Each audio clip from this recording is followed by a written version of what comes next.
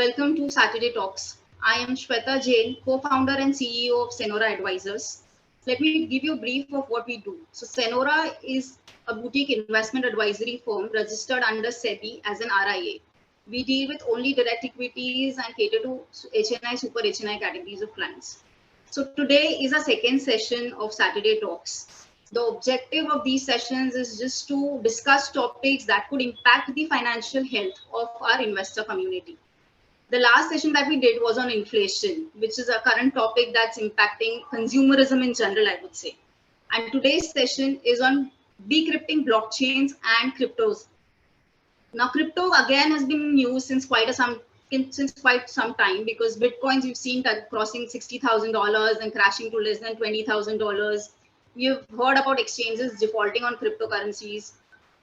And people are using, in fact, today cryptocurrencies to buy insurance, to buy event tickets, even to pay ransom. But majority of them, the interest around cryptos is as an investment asset class.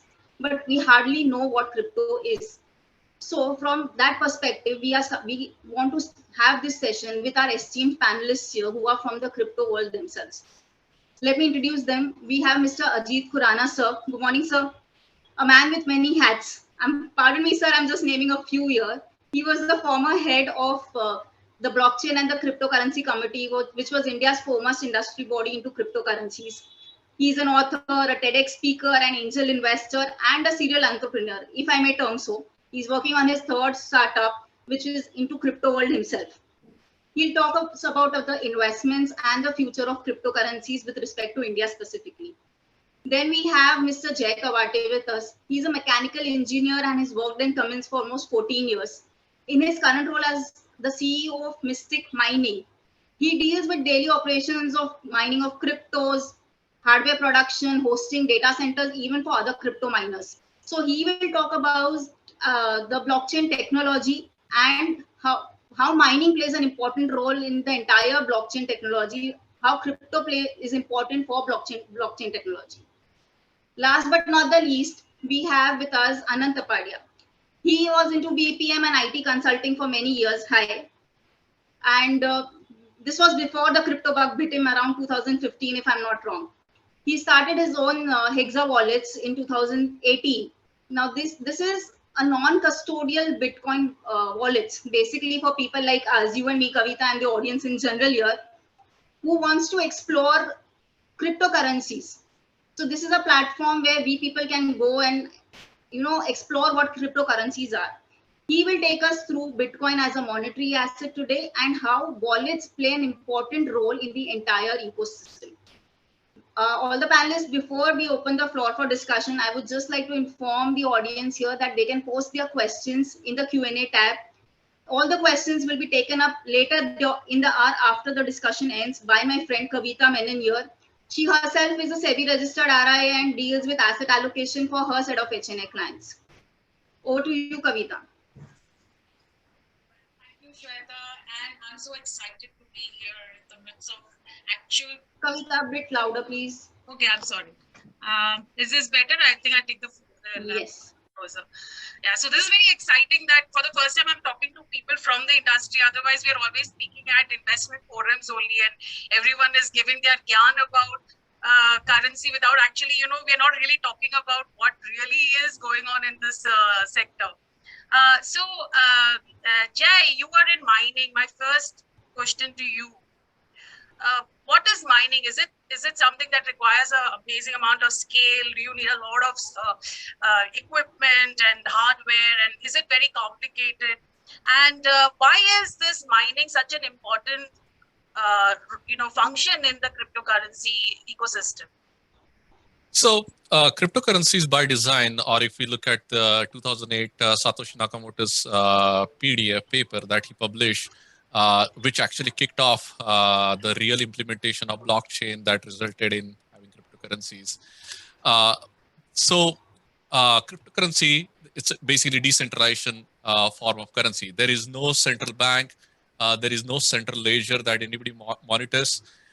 So basically what miners are doing is two major things. One is they are auditing transactions. The transactions are happening. Somebody needs to validate those transactions. In our regular system, we have banks and centralized agencies, but since we do not have anything here, so miners do audit, verify all the transactions. Also, miners get rewarded for their work. So the reward comes in form of the cryptocurrency itself, and that gets added to the system. So if we look at the first block of Bitcoin, that was the finite amount of Bitcoin that existed in 2008. But however amount of Bitcoins we have today is basically coming from mining rewards. So in other words, uh, mining is nothing but equivalent of printing currency. That's the only way Bitcoin gets added after the first block was created. So validation, addition of crypto in the blockchain, these are the two major things. And then we can talk more about complexity of mining and uh, proof of stake, proof of work. But that might be talk for another topic because we'll go much detail. On the scaling side, no, you can. So you need a physical hardware for to mine currencies which are proof of work concept. If we look at back again, Bitcoin in 2008 to 2012, you could have a laptop and you can mine 5 Bitcoin, 10 Bitcoin a day because the Bitcoin value was too low.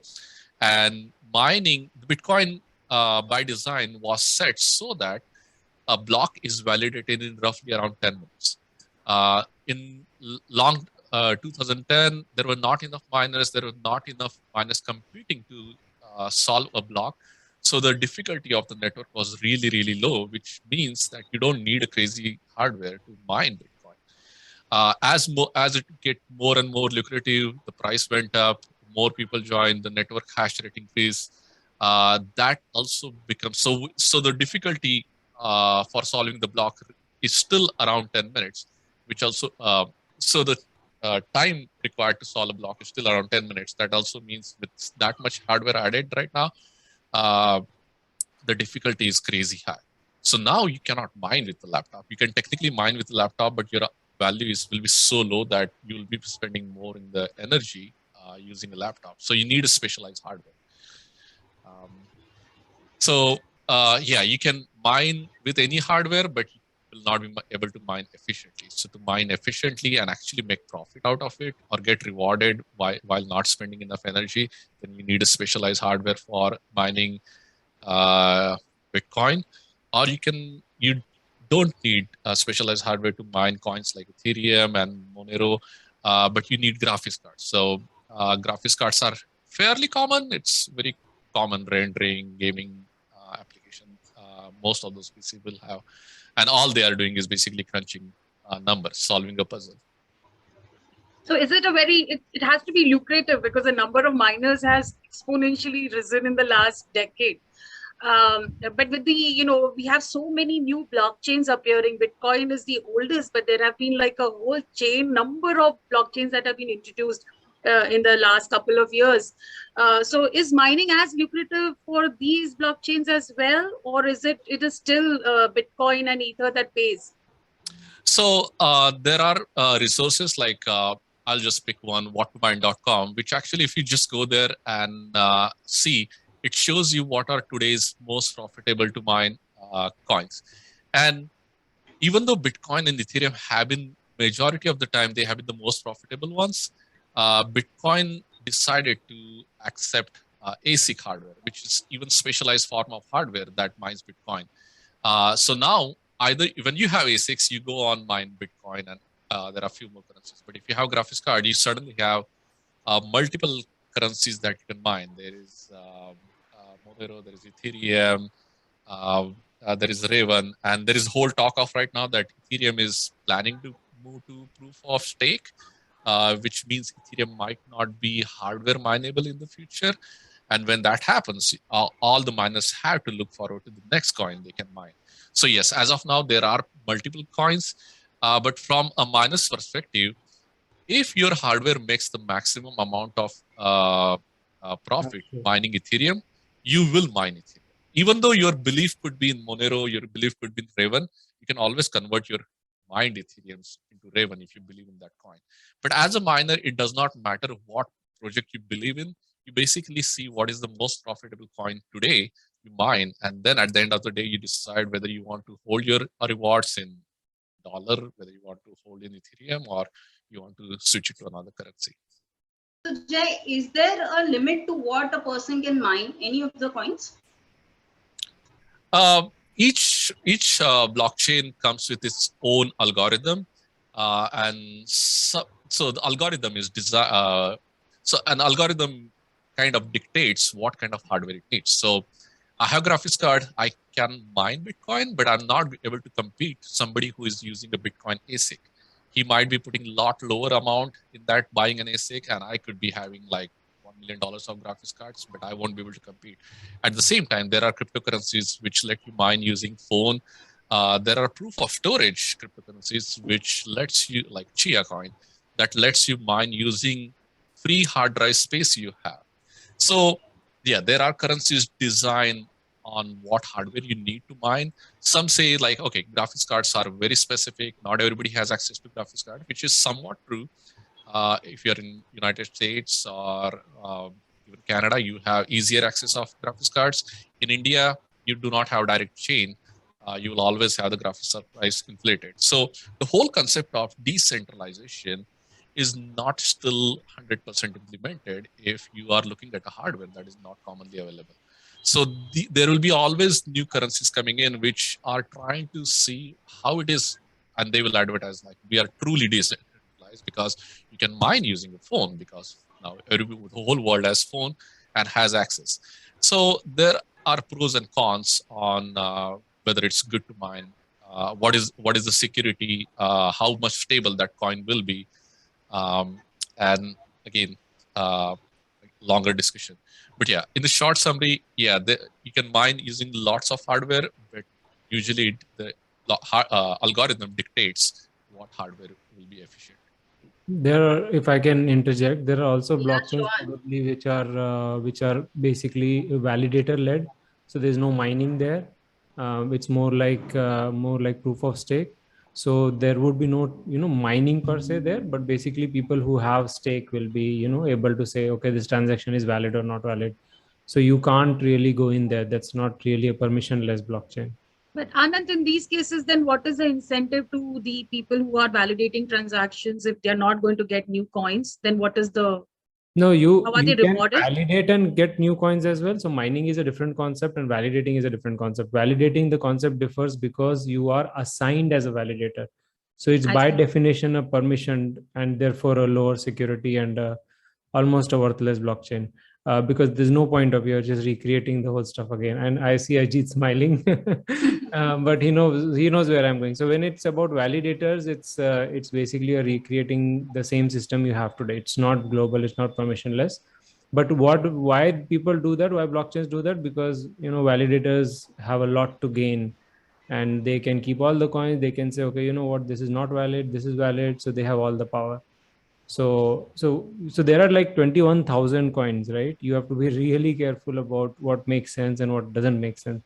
So that is where people get confused. They come in and they try to diversify, and okay, I'll put it in these 100 coins, and then they get badly hurt by it. So the first thing anyone should do is try to understand the differences and what makes sense and what doesn't.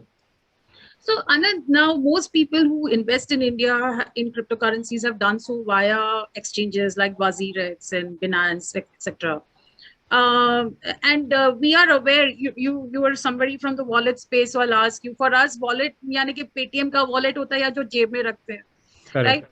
And now for those who invest in cryptocurrencies, most of us who are new to this have done it through exchanges. And for us, a wallet on the exchange is where we keep the investments that we have bought into.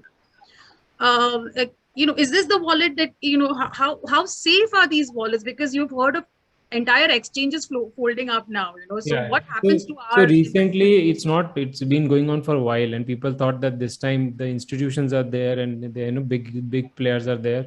But you have seen what has happened with Celsius Network, you're seeing what has happened with Three Arrows Capital. The point is, whenever you have crypto with someone else or coins with someone else, there is a third party risk, obviously. Now, the difference between the legacy financial custodians and crypto custodians is that legacy financial custodians come under a proper regulation. So for I example, have no idea what the difference is. This Yeah, legacy and other, what are these two different varieties? so And are they basically there in India? in legacy, when you need a custodian, for example, if you have a fund, you cannot be the custodian and the fund. So there are a lot of rules and regulations in the legacy financial systems. You guys would know better.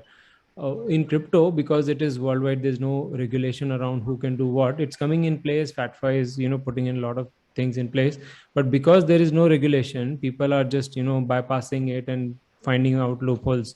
So what happens is these exchanges don't have any oversight. Because they don't have any oversight, they play around with customer deposit and do all kinds of gambling which should not be done. So we have seen this story repeated time and again. 2011, then 13, then 14, 16, number of exchanges just vanish with your money. And recently, even in 2022, there were that was the case, right? So the point is, the third party risk is very high. And as soon as you're keeping the money with third party, with the exchanges, there's actually no point of crypto. You might as well just not invest in crypto, because that's just an IOU. The difference is that this is a bearer asset, right? There is no other digital bearer asset. This is a bearer asset, I'll repeat, which is basically like keeping a gold in your pocket. Now you buy gold, you never keep it with the goldsmith. You are not going to buy gold from Tanishq and keep it with them. You are going to keep it yourself, or in a locker somewhere, or safe somewhere, right? So the best way to understand digital crypto is basically gold. Analogizing it with gold. It is digital gold. You have to keep it and take care of it. If you keep it somewhere else, the chances are that that jeweler will probably run away with it, and you can't do Yeah. it. And there are risks with the fraud and the exchange vanishing, but then there are also regulatory risk. So again, I will use the example of Cryptopia, which was started in New Zealand, had very less restrictions.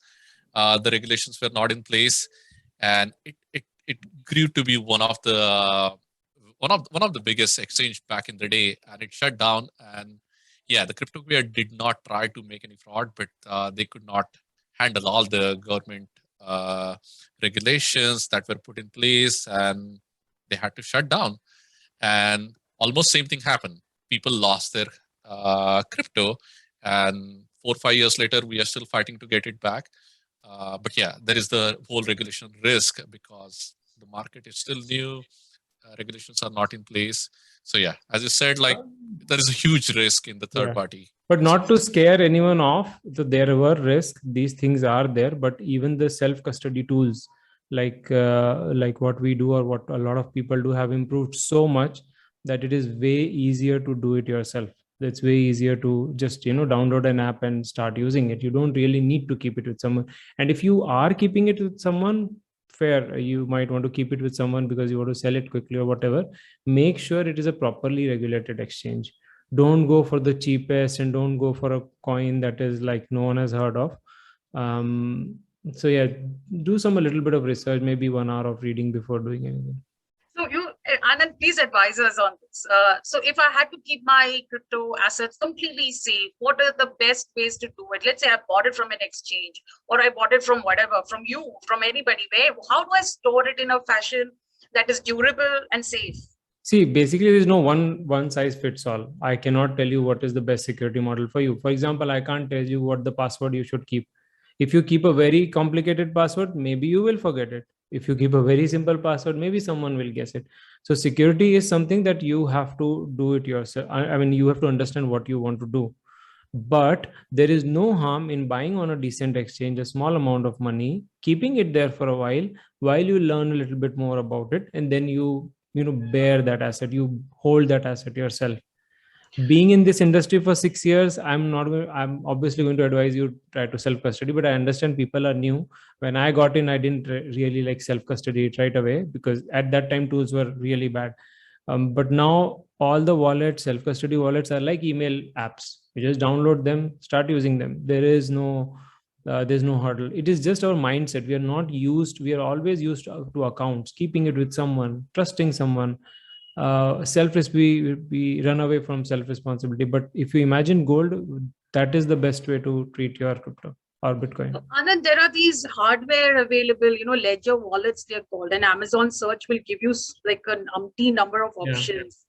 Are they safer than keeping it anywhere on the web? Yeah, So just to simplify it, what they do is they are offline, right? So they are completely offline. They're not connected to anything. So, for example, Jay mentioned, right, and unfortunately, it happened with him and a lot of other people, that when they keep their stuff connected, there is a good chance of it getting lost.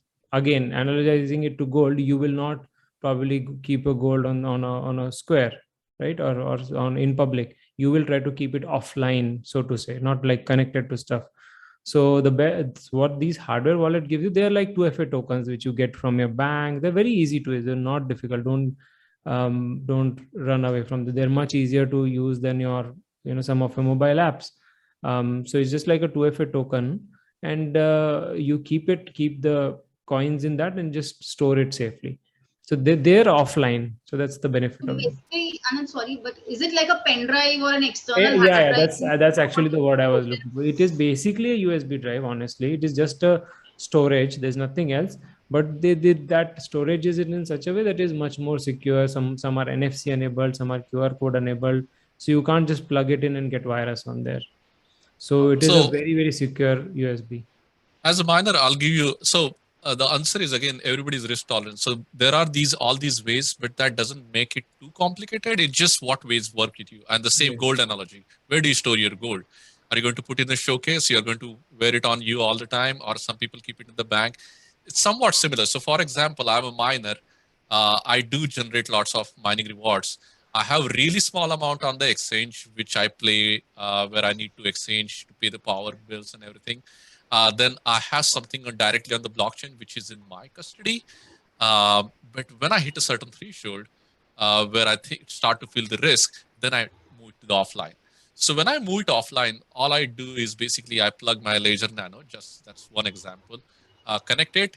I download all my crypto to the Ledger Nano. And now my Ledger Nano physically has the signature, and I disconnect it. So now if somebody wants to hack my all the crypto, is basically they have to physically steal it from me because it is not virtually connected. The one that is in my custody, it's on my computer, that could be hacked.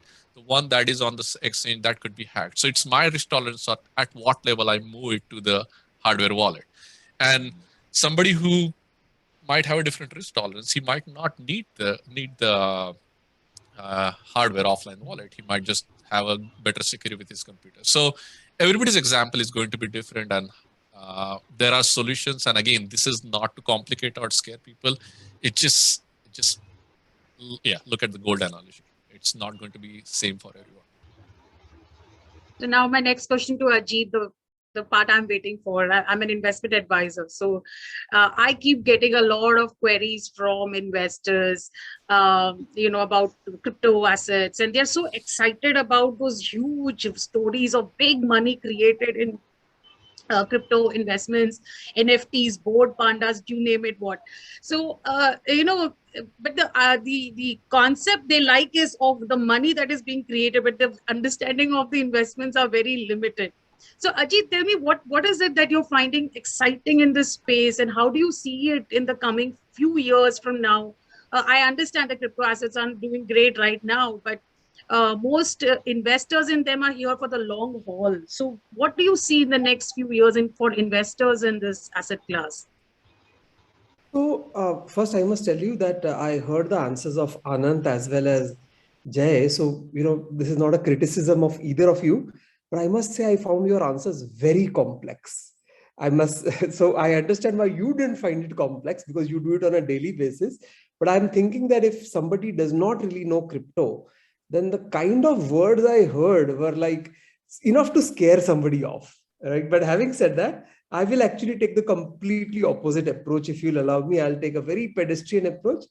So here is the thing, that let us look at all of what we do on a daily basis. Like we are currently doing a video conference. Some people, while this video conference was going on, were looking at their WhatsApp, right? And were chatting on it, maybe checking messages. Still others are probably spending time on other forms of social media. So if you look at distance communication such as Zoom, Google Meet, etc., Messenger and social media it is not an exaggeration to say that many people are spending many hours a day on these tools.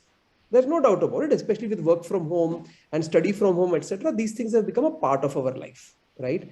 Now, how much of a part of our life have they become? Very simply, if you look at April 2022 numbers, and I don't have more recent numbers, but that is recent enough, Facebook's daily active users was 1.93 billion. So 2 billion people, that means out of about whatever 7-8 billion people in the world, 2 billion people are daily active users on Facebook. So that is how much Facebook has made a difference to our life. But if we look at all the apps on blockchain, all the apps on all the blockchains, Kavita, you said there are many blockchains. You are right, there are many blockchains. All of them put together at the same period had about a 2.4 million daily active users. So very simply, Facebook alone has 2 billion daily active users, and the entire crypto world put together, all sorts of apps, whether it's games, whether it is custody, whether it is banks, whether it is lending, whether it is whatever, is 2 million. That means the approach that an investor should take is that, okay, all this technology and all of that is fine. I don't understand it. But I have to take one of two approaches. Number one, I say that all of this entire crypto and blockchain is totally bogus. It is hype. It is a fad. It will go away. If you take that approach, then you should not touch it. You should not say, oh, before the fad goes away, let me put some money and double it, because afterward it's going to fail. Because then you will probably be the one holding it when it fails. I obviously don't take that approach. I think that it's here to stay and grow. Now, if you take the approach that this is here to stay and grow, it is easily conceivable that this 2 million daily active users of all apps put together should in a short while could be 5 to 10 years, become 2 billion. That means 1,000 times more, right? That means the crypto app ecosystem is one of the rare industries where 1,000 times growth in next 10 years is possible.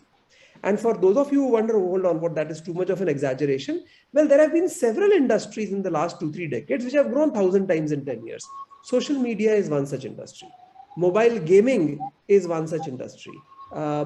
Even mobile phones is one such industry, especially in value. So there have been several industries which we have seen which have actually grown 1,000 times in 10 years. But now from the investor's point of view, this does not mean that since the industry will grow 1,000-fold, all players will grow 1,000-fold. For example, suppose people are in the traditional stock market business and they say cement is an upcoming industry or sugar is an upcoming industry. They might go and build a portfolio of 4 or 5 cement companies or 4 or 5 sugar companies.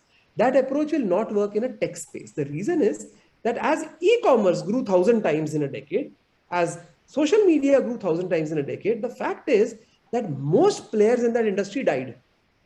So while on the one hand, the industry is shooting up at an amazing rate, most players are dying. It is just a few players who are doing very well.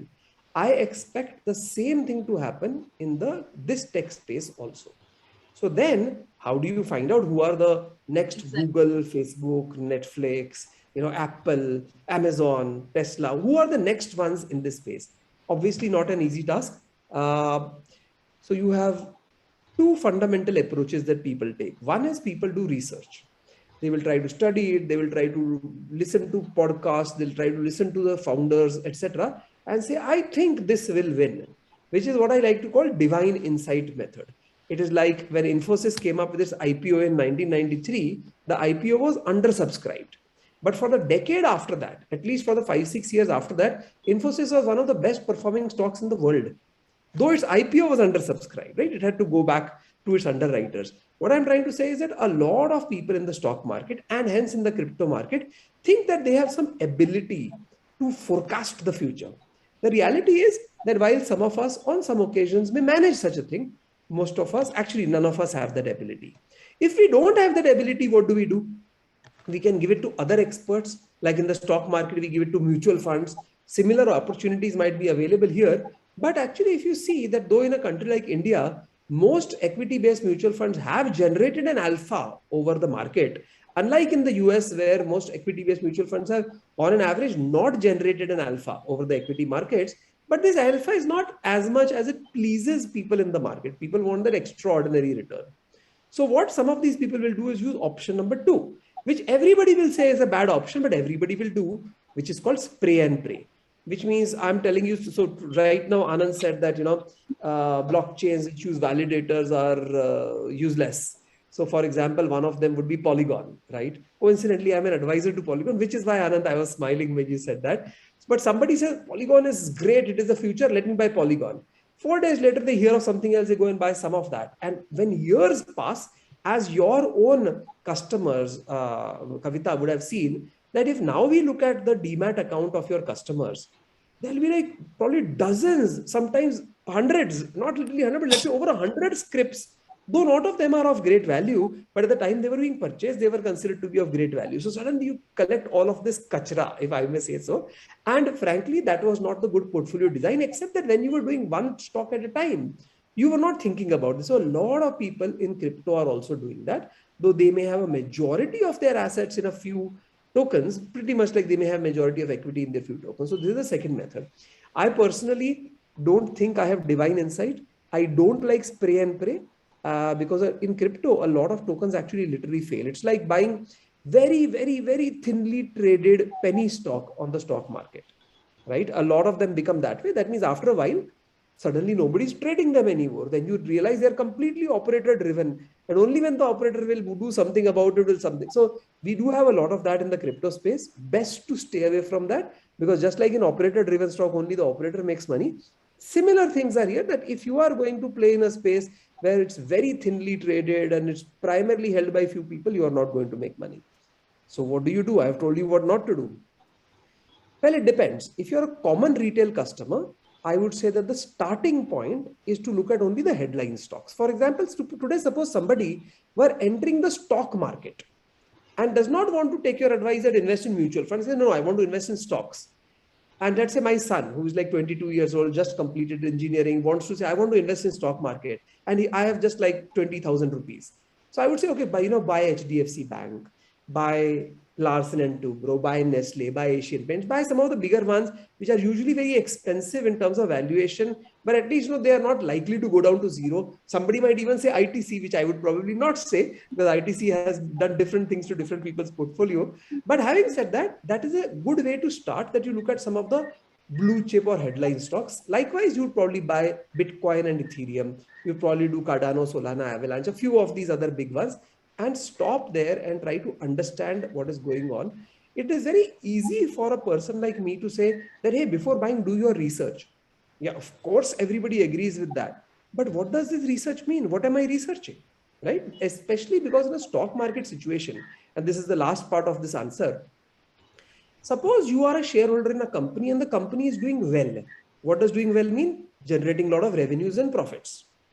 I don't ask you, the shareholder, hey, company is doing well. How does it benefit you as a shareholder? Nobody asks this question, because as a shareholder, you're a part owner of the company. So if the company is generating a lot of revenues and profits, the belief is that that will somehow, using some price to earning ratio, translate into market price, which hence will benefit you.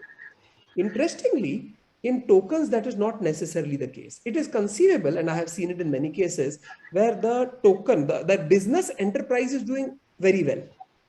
But because a token holder is not part owner of the business enterprise, because it's not an equity share, the enterprise might do very well, but there might be no value accruing to the token holder, because their tokenomics or the token economics may not be funneling value from the business enterprise to the token, which in equity happens automatically because you are part owner of the company. You don't have to do something specific, right? Sure, ICICI might have a different price to earning ratio, HDFC might have a different, and Bank of India might have completely different. But still, there's a correlation between earning and where the price moves.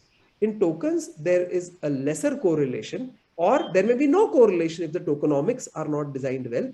Hence, you should understand, what am I hoping? Like, for example, if I'm buying shares of Tata Steel, what am I hoping? I'm hoping that the company will do well, because my belief is that will cause my share to go up. In cryptocurrency, you have to ask yourself, what am I hoping? Because it's not so straightforward. So that is where your research should be. I think one thing you touched upon, which is kind of interesting, is that you talked about active daily users. But when it is about investment, it is if you really understand what investment is about, I'm sure all do. Investment is not about trading. So trading relates to active number of users, and that can go 10,000 times. And but if you are looking at investment, you really don't trade it that often, right? So number of active investors is more applicable to places which are like social media and have network effects and stuff like that. But when it comes to investment, it is not really the good metric to look at. That's the only If you allow nuance me, I will add. actually, based on what you're saying, I realized that I have miscommunicated. I was not comparing investing versus trading. So when I said active users, I was not talking of active users of exchanges or investment platforms. For example, CoinDCX might have, or Binance or WazirX, or all of them might have a certain number of daily active traders. I'm not counting them as users at all. I meant in the same way as Facebook or Paytm or Candy Crush Saga, people are actually using these apps, not from the investment point of view at all. I'm not talking from the investment point of view.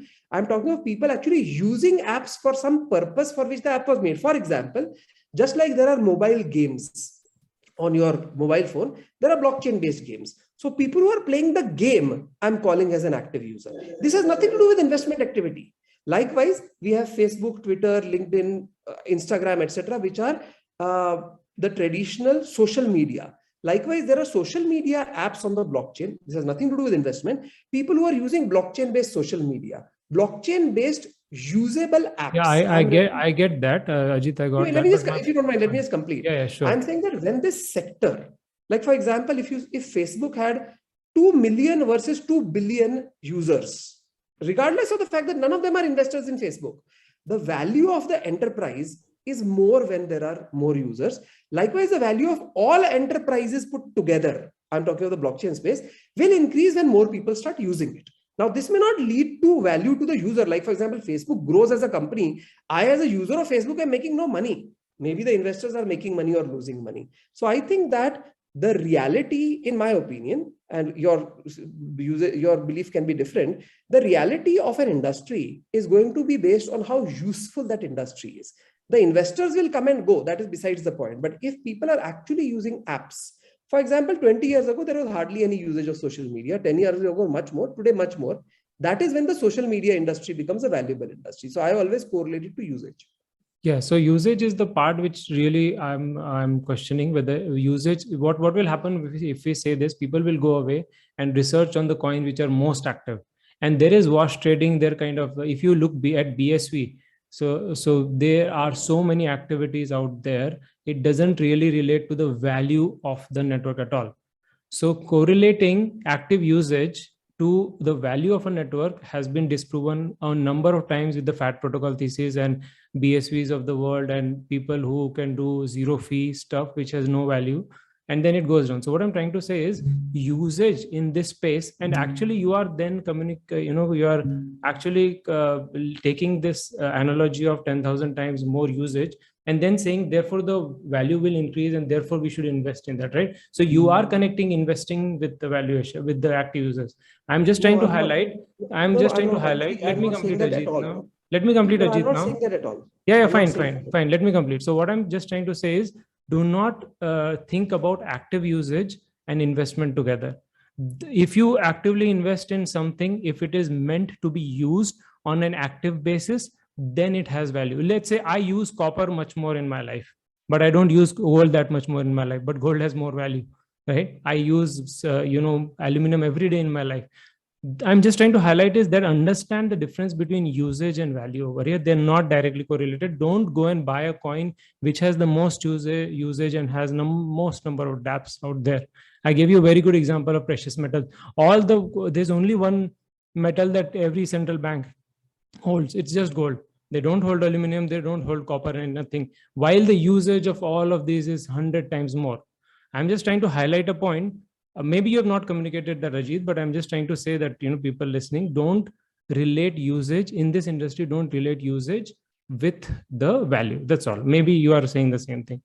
And one fundamental thing we should not forget, that cryptocurrency is still a currency. I mean, people buying and selling are creating this artificial transactions just to buy and sell. Yes, from 2008, since the Bitcoin started, and today's, if we look at the real transaction, me, businessman based out of US, I'm using Bitcoin and Ethereum day to day for real transactions. And that has pushed the network so far where there is a need for mining, there's need for validation, and that has pushed the price forward. And then there is a whole thing comes where people just end up buying tons of Bitcoin and Ethereum. The money is poured in, and that creates an artificial spike in the price. So there is no Ethereum Ethereum organization. They are not selling product out there. It is the currency that people are investing. So let's not forget. Just a moment. So just to get that analogy right, if by that analogy, Bitcoin has the most usage, I mean, as a zero usage, right? It has actually no use in any industry or in any application, but it is the most valuable currency in the crypto space. I would not say that. So all the cryptocurrencies are a product, and they offer. So I would say they offer something that is different than your fiat currency. Okay, so first, decentralization, less trust in people, less trust in banks. So they do offer a product, and now whether we value that product going forward, that we are going to be using that more over towards fiat currency, that might decide where we might end up if the price goes high or low, or whether it vanishes. But it is a product. So Bitcoin is. We are using to buy things. That's why we are here, even having this talk coming from. My question is, there are certain challenges. Kavita, come closer to the mic, please. I'm sorry. So there are challenges with Bitcoin mining. China had banned Bitcoin miners completely because they are so high on power consumption. So what are the challenges then, for these currencies to survive and thrive in the coming, especially for miners? There are different views. So there is also data available that if you just look at the amount of paper used by banking industry, that could offset the carbon footprint of the power used by crypto. So we have to take the energy impact in terms of context. Like, are we really spending these numbers, inflated numbers? Yes. So this is a proof of our concept. Its analogy will be using a robot takes energy. Okay. Now a robot might be doing 10 people's work, automated. Carbon footprint could be much lower, but yes, energy impact has gone up. So cryptocurrency is towards efficiency. Okay. And if it is moving towards making the whole system more efficient, then the extra energy impact will be offsetted by amount of energy saved somewhere else. So just this whole negative focus on the energy, I think it's not valid right now. And also there is a manipulation coming in from why China would ban Bitcoin, why would they end up buying Bitcoin before the ban, why they will again enable Bitcoin mining. So I buy hardware from Chinese market, and miners are still mining there. So there are a lot of things going on. So it's not just straight up banning. Ajit, question to you. Today, 2 days back, there was news that the BACC has been, they have wrapped it up, right? So how do you find the regulatory environment? It's so, there's such a gray area for cryptos, and now with the taxes coming in, how do you see Indians investing in cryptocurrencies? What are the challenges for us? So first of all, I must tell you that you are right that the regulation is not completely evolved. But at the same time, some of the things that I hear in media actually surprise me, because it becomes a little like, that poem we read in school about 9 blind men and the elephant, where we are all with our eyes shut, touching different parts of the elephant and coming to different conclusions. So I'll just explain quickly, running from the top to the bottom, what is happening all around the world. Because coincidentally, when I used to head exchange, I have headed it in Malta in Europe, in Singapore, Australia, and of course in India prior to that. So the biggest economies in the world, such as some of the European economies, US, etc., until recently, and frankly, till 10 days ago, it was a complete truth. Then the European Union came up with MiCA, largely don't have an act of parliament kind of thing, which does regulations. They take their existing acts. For example, in India, it could be SEBI Act, RBI Act, Income Tax Act, FEMA, PMLA, etc., where you could tweak it a little bit and introduce crypto. Just like in India, we've already done it in the Income Tax Act. Then there are another set of nations. These would be nations such as Malta, Estonia, Cayman Islands, the financial havens, who actually have a bill and a law related to cryptocurrency, right? And then the third level, a country like Dubai or UAE, I should say, has come up with, which is called VARA, which is the Virtual Asset Regulatory Authority, where forget an act, they have created a regulator, just like there is a SEBI for exchanges and stocks, etc. So India so far seems to be headed in the direction of the larger economies, like what Singapore is trying to do, or what England is trying to do, or what America is trying to do, etc., which is read into existing legislation cryptocurrency. And Nirmala Sitharaman made a beginning of that in this budget by actually changing some specific parts of the Income Tax Act. So I think that it is not necessary at this stage. Eventually it will be done for a new act to come. That can happen. But today, like for example, I hear sometimes I'm interviewed and somebody says, if somebody buys cryptocurrency and they are defrauded, then there is no recourse. That is not true. That is not true. For example, if I go and buy these glasses from Lenskart, which coincidentally I've done, and let us say I get a defrauded piece, I don't get what I wanted, there might be no act related to glasses. But that does not mean that I can't go to Consumer Protection Act. That does not mean I can't go to the police station. That does not mean that I can't sue them. So all of those protections are available, though there is no crypto specific act. The challenge that comes up in crypto, especially in the Indian context, is that we have this law called FEMA, the Foreign Exchange Management Act. So if FEMA wasn't there, and hence its sister, a much worse sister called PMLA wasn't there, actually there would be a lot of regulatory clarity. So other countries, let's say Singapore, for example, which until their payment services bill of 2020 or 21 also had complete lack of clarity like India does now. Why it was not seen as such a gray area in Singapore was that they don't have something like FEMA, right? The problem is that today I take money from HDFC Bank, transfer it to an Indian crypto exchange, buy Bitcoin, and then transfer this Bitcoin to a foreign-based exchange, let's say Binance. Right here, the view could be taken that I have broken the law. Right here, I have broken the law. Why is that? Because, hey, I exported money and I did not go through an RBI approved authorized dealer, which is what you would have to do if you were taking Indian rupees in form of US dollars. So I think that this continues to be a very sticky point.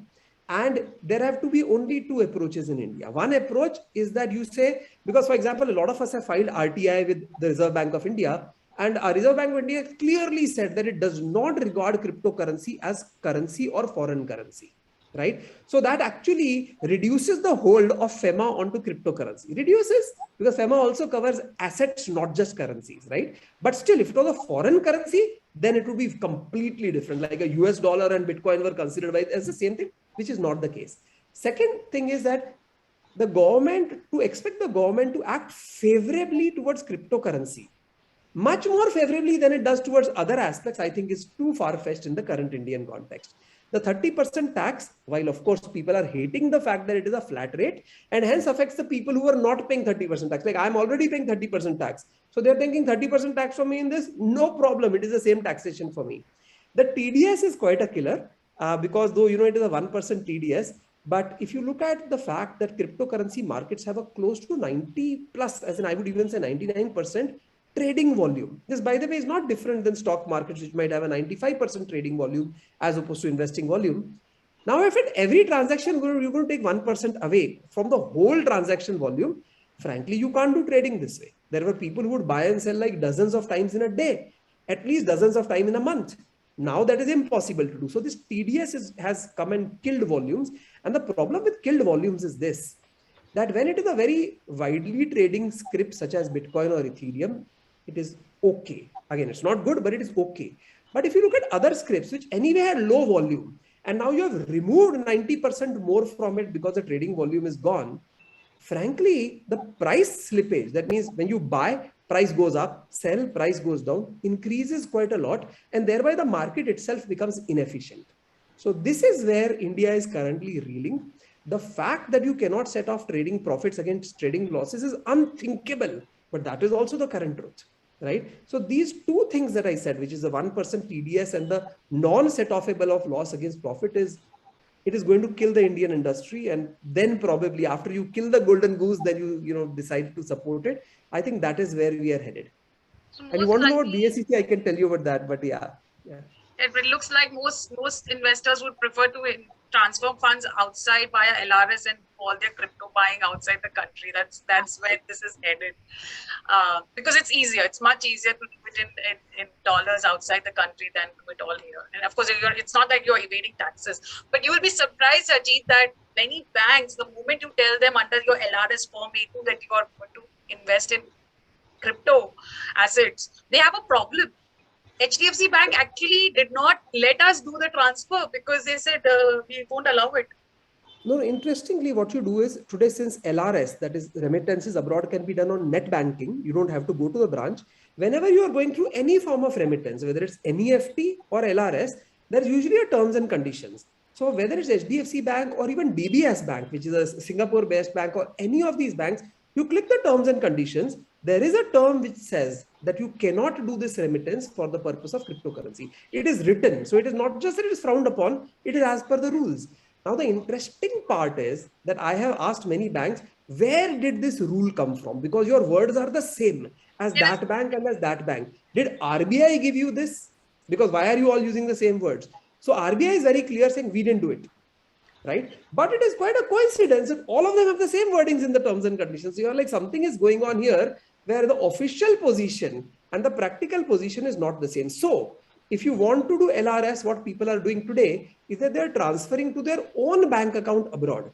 So if there's for those of you who know remittances, now there's a purpose code. So you use a purpose code which says transferring to own account abroad. Then what you do from there onwards, while you will have to report on your schedule FA of your income tax submission in India, but there is nobody who is going to stop you. So that is what people are doing presently. This is not advice. It's not advice. Please bear the consequences of your own actions. We are doing, so we are aware of the situation. So it's fairly, I think, common and known.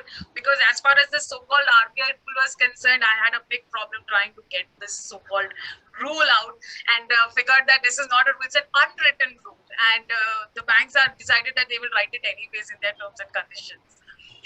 So finally, I think we should wrap up this session. Shweta, we'll take Q&A. Is that? Yes. Yeah, we can start with the Q&A. Okay. So question to Jay. Is there any application for AI in crypto? Also, what do you think about the morality of crypto? Probably not for this session. Yeah, we had to go dig a lot into technical side of it. And same with morality, we are not discussing it here. So. All right. Okay. As a miner, again, it's for Jay. As a miner, do you encash coins as soon as you mine, or do you store them and play volatility? What's the difference in strategy? It depends on, again, what's your risk tolerance and how much belief you have in crypto, and again, how much is your research. I say for a miner, you are generating rewards daily. Always and always sell the part that pays for your power bill. So once you pay the power bill, you basically are in net positive. And that's completely up to you whether you want to hold and hope it grows or you just want to encash it and do it daily. But yeah, you definitely have to sell for your power bill. I think that is something people should not risk with. Jay, I have a follow-up question on that. So yes, you have to sell for your power bill. What about your tax bill? What do you use as your point of taxation? Is it the point where you get the reward or you sell your token? Now, that depends on business versus individual. So from business point of view, your hardware cost, your power cost gets subtracted. So your profit is your net profit. And sorry, back to your question. What was your question again? My question is, suppose you use mining and you create $10,000 worth of token. I'm just using the dollar value. When you get that mining reward, do you recognize income right there? Or when you sell this $10,000 worth, do you recognize income there? And which point? What is your point of incidence of taxation? So as of now, in US, it's actually when you convert it to fiat currency. So I can be sitting on my Ethereum forever. Don't get it in my fiat currency. Don't get it in my bank account, and it is floating there. I don't have to pay tax on it right now. You do know why this is important, right? Because globally, different tax authorities have taken a very different view of the point of incidence of taxation. So this is a fun part. Correct. So last year, IRS started asking for your pool report. So basically, when you are getting paid in Ethereum, and now there is a friction going on, hey, I'm not selling it, why I'm getting tax on it. So because you could be technically losing money because you mined Bitcoin last year at 60,000 and you're selling at 20,000. So yeah, that's where the friction is right now. But as of now, as of last year, you pay for taxation. It is when you sell it on a fiat and exchange it to fiat currency. Okay, so next question for Anand. What are the big technology changes that you think are going to disrupt the industry in the next 5 years? 5 years, 10 years, from the technology point of view? I think from a technology point of view, it is basically about how much adoption that it can get, right? So we have discussed a lot about investing and what rules apply. They're all important, but what that misses on is why is this currency in the first place, right? So why making that why stronger is where the technology will going. So for example, better mining equipment, right? That is definitely going to increase the security of the network. Better algorithms, better self-custody wallets, better custodial solutions, better smart contracts. All these things increase the why of it before you have taxation, before you have rules and regulations, and before you have other things. So these are the trends that you should focus on to understand. If you want to understand the industry, or understand at least a little bit, so that you're putting in money and not wasting it. So it ultimately impacts your investment, but before understanding the rules and regulations, understand the why, because other than that, without that, you will be just investing in the wrong things. So the why is where the disruption will happen. The adoption will grow if it becomes super successful, super easy to do stuff. Then the adoption will, for example, Strike is doing remittance over Lightning or stuff like that, which means the Lightning remittance from any country to any country will be absolutely free. That is an infrastructural development. That is a development which will disrupt other industries, right? So this is a money industry. Money disrupts every other industry. May it be remittance, may it be investment, may it be share trading, everything else. So that is what you need to understand in terms of technology that impacts the industry. Ajit, next question to you. You had spoken about figuring out value when you're investing, how the value transfers to a coin owner. Where should somebody look for this information? We have in companies, you have a red herring prospect when an IPO comes up, or you will have the balance sheets to read. Where does one get information about coins? Kavita, when you ask that, there is an underlying assumption that there is no place for that, which is absolutely incorrect. Just like there is a draft red herring prospectus, DRHP, when a new issue comes, there is the complete clear equivalent of that called white paper. When a new coin comes. Having said that, because a stock is not a token, this is just an analogy, it's not an exact match. So I think that fundamentally what you really need to do in terms of where do you research, there are 4 things that you need to research. Number 1 is what I call the stated intent, which means when a coin comes, or even coins that are already listed, why was the coin created? What was the stated intent? Stated does not have to be practical. So it was created for this purpose. There's a Bitcoin white paper. There are multiple Ethereum white papers. In fact, my neighbor coincidentally is the author of one of them, the orange update. So this is a very good starting point. Most common folk will not understand a white paper completely because some parts can get technical. But even if you understand a part of it, it is not bad because you understand why this is about to be done, why this was created. Second, despite the fact that there might be a stated objective, practically those things are never achieved, right? As in there's never a full nirvana. So you have to always check what is the current state of achievement of those objectives. Third thing is that if you were to compare, let us take some of the infrastructure level plays, but keep Bitcoin and Ethereum out because they are grandfather and granduncle. But let us say, I'll throw some names out at you: Cardano, Solana, Polygon, Avalanche, Immutable X, blah, blah, blah, Near Protocol, Polkadot, etc.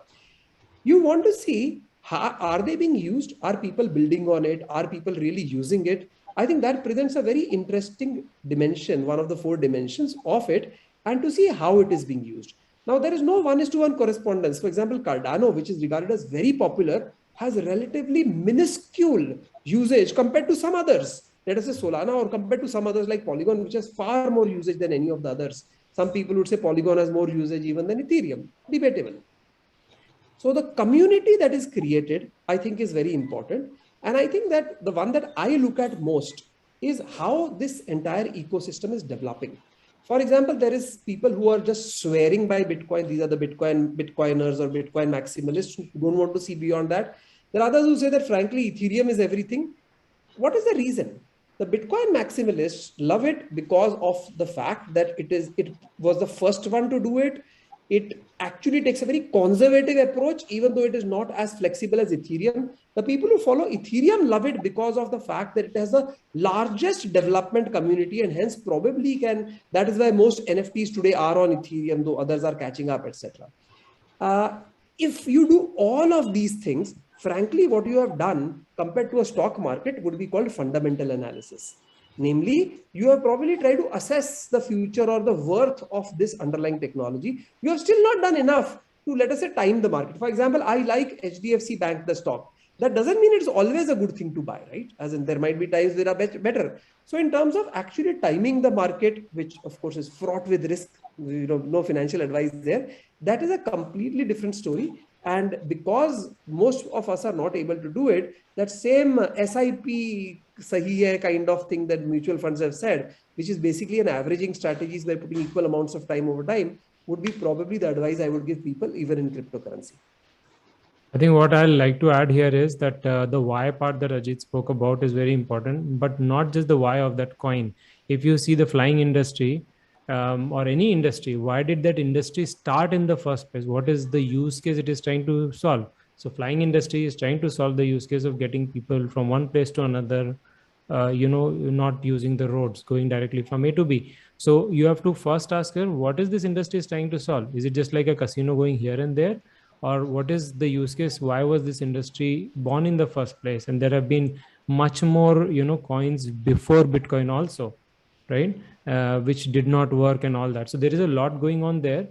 So when you ask why, don't go to mypets.com, which was which was a website, and then it just vanished because there was no value to it.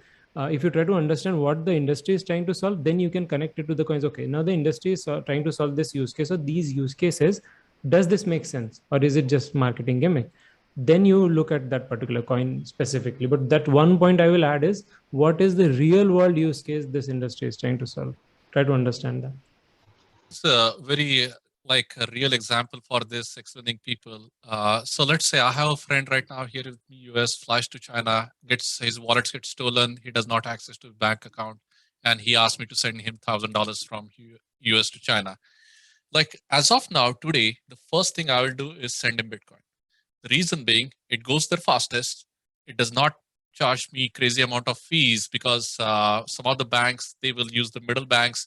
It will take like most of the US bank will take 7 days when I transfer money from wire from here to China. So Bitcoin is faster, has less fees on it.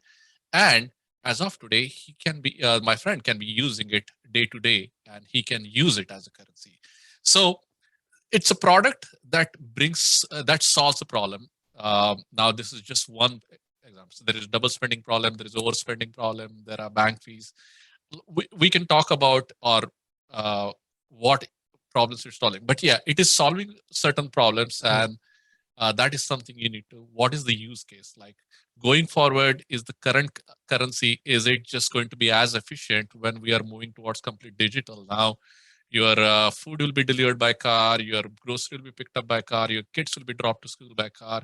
When we're going forward to those things which were like seem like they were from movies, is our currency keeping up?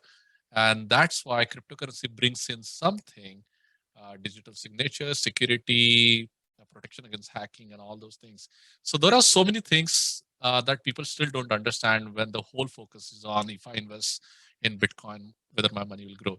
So yeah, look at the real use cases, and that is actually going to help the infrastructure, not just investing, buying and selling and trading. It is there. That's what we are. We all want to make money, but at the same time, there are tons of benefits. You understand it more, and it will help your investment, or it will give you the insight you need. What is the job it is doing for you, basically, right? What is the real world job? If there is like a gimmick coin and it is doing a lot of dancing around with its own apps and just talking to itself, it is not solving a real world problem. So And try to that is add exactly that. Dogecoin. Dogecoin is a good example. Like it got picked up so much hype, but it was not solving anything. So yeah, you might make it depending on when you buy it or sell it, but long run, it's not going to hold. Because You if will you have use to, the because if thank you Elon use the Musk for that. if you use the metric of any other industry, you will just use the metric from a distance, and these stocks have regulations behind them. So if you use the same metric in a world where there are no regulation, you will be easily scammed. So to avoid getting scammed in investment, don't just look at the metric that you use in traditional world, but try to understand why that is done. What we would do, I'm a computer engineer, and then I went on to do my management from IIM Calcutta. So I have a little bit of understanding of both worlds. But the point I'm trying to make is what I would do as a person would look at the code. Most of these are open source, should be open source. That is the reason they're open source, because there's no regulation. People can't trust them unless the code is out there and you can look at the code. I understand most of them can't look at the code, but the fact that this is open source and there are 1,000 other technical people looking at it and not highlighting something tells you something. So one, it should be open source. Second, it should have a real purpose it is trying to solve, not just circle jerking within whatever they are doing within themselves. So these are the important factors that you have to ask yourself before investing in any particular coin. That's really good message to all investors also, to know what you're doing before you put your money in there. Shweta, we are done with the questions. I would want you to please summarize this discussion. Okay, thanks, Kavita. Thank you all the panelists, Ajit, Anand, and Jay, for this insightful session. I'm sure all the audience has come out more knowledgeable. One part, definitely knowledge is the key that has evolved around all the panelists' talk. Cryptos per se are riskier than equities given the macroeconomic environment, the nascency of the market itself, and the volatility in the market. We've understood that, yes, do not approach, use spray and play method. Please try and do fundamental research, read the white papers, and see the usability of the currency backing the blockchain. We've also understood that usage plus is not equal to valuations. As an equity advisor, for me, predicting Tata Steel versus an Infosys or versus a TCS is quite easier than suggesting Bitcoins versus Solana, as rightly put by all, because it is predictable. There's earnings backed predictability in the valuations, which is absent in cryptocurrencies. So audiences, please, even if someone has to invest, please do your thorough research or go to an expert. Just putting a disclaimer here, as Senora advisors, we are not endorsing any cryptocurrencies. We are not invested in any cryptocurrencies so far. With that, just again, a very thank you for the insightful session. Thank you all the audiences for joining in. Have a nice weekend, guys. Bye. Thanks, guys. Thank you so Bye. much. Bye. Bye. Bye-bye.